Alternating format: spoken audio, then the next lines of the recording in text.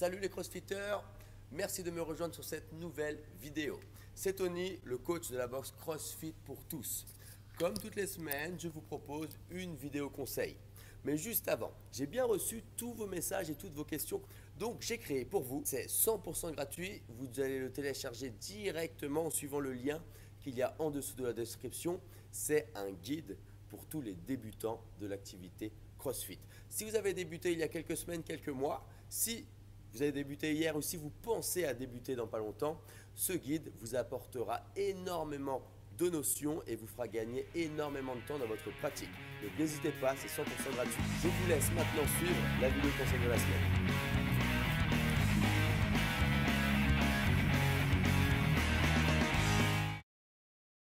Bonjour à tous et bienvenue sur cette nouvelle vidéo. Donc toute cette semaine vous avez pu voter et le sujet qui est sorti vainqueur, qui a remporté un maximum de suffrages, c'est la souplesse et la mobilité. L'objectif aujourd'hui est de vous donner des éléments pour que vous puissiez comprendre comment améliorer votre souplesse et votre mobilité. Vous allez comprendre qu'il n'y a pas un seul moyen et que pour vraiment avancer rapidement, on est obligé de toucher à différentes choses. D'accord ? Déjà, on va commencer par une chose qui vous semble, que vous connaissez, c'est sûr à 200%, les étirements passifs.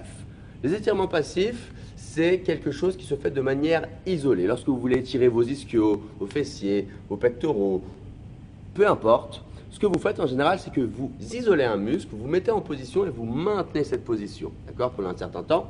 Donc oui, c'est quelque chose que l'on fait de manière assez courte, en général nous à la fin des WOD, de manière à permettre à vos muscles de retrouver leur taille initiale. C'est le genre de choses que l'on retrouve par exemple sur un cours de stretching ou c'est des choses assez simples que vous faites peut-être déjà vous, chez vous, le matin.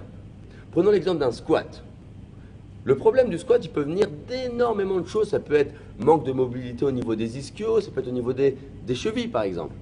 Si vous prenez conscience de ça et que vous étirez vos ischios régulièrement, vous pouvez peut-être d'ici quelques mois réussir à poser les mains à plat au sol et peut-être que votre squat sera lui toujours pas parfait.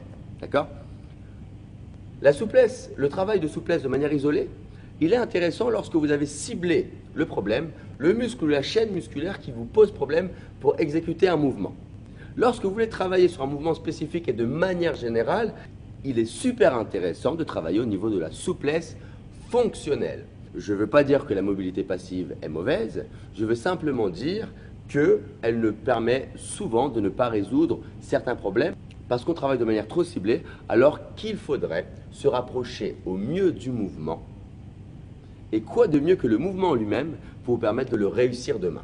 Le plus courant en général, c'est les mouvements du squat et de l'overhead squat qui posent problème.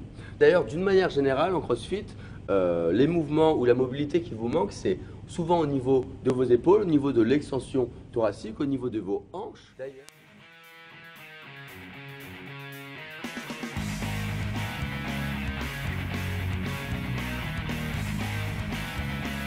Et juste avant de partir, sachez que peut-être autour de vous, vous avez des pratiquants qui ont aussi besoin de ces conseils-là et qui pourront également leur apporter le nécessaire pour pouvoir avancer. Donc partagez la vidéo autour de vous. Je vous dis à bientôt, à la semaine prochaine pour la prochaine vidéo. Au revoir.